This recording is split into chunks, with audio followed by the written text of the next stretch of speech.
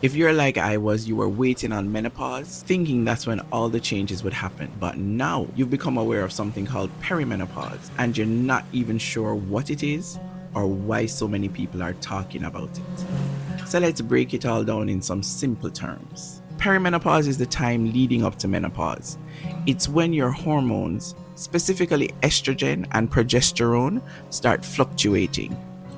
This is an important stage to understand because these hormonal changes can significantly impact both your physical and mental well-being. The fluctuations may cause changes in your menstrual cycle, like longer or shorter periods, skipped cycles, or even more painful periods than you're used to. You might also find that PMS feels more intense, leaving you noticeably more agitated. On top of that, you could experience symptoms like hot flashes, mood swings, trouble sleeping, or even heightened anxiety. Essentially, it's your body's way of preparing for menopause, which begins when you've stopped having periods altogether.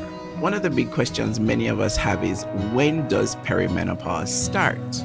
The truth is, it's different for everyone.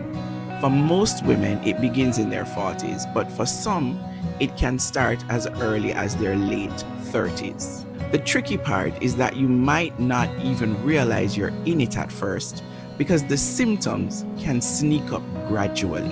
In fact, many women don't connect the changes they're experiencing to perimenopause until long after they've transitioned into menopause. But if you're in your late 30s or early 40s and start noticing any of the symptoms I mentioned earlier, it's worth considering that perimenopause could be the cause. And as for when it ends, perimenopause officially ends when you've gone 12 full months without a period.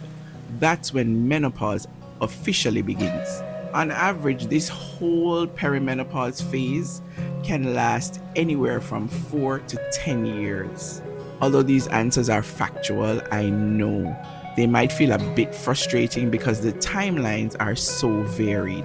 Here's the thing, every woman's experience is unique, and it's okay to feel a little confused or overwhelmed.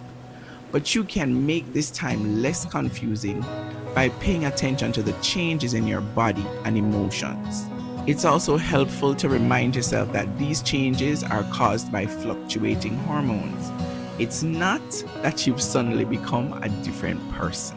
The important part is knowing you're not alone and there's support out there. I really hope this quick explanation was helpful for you.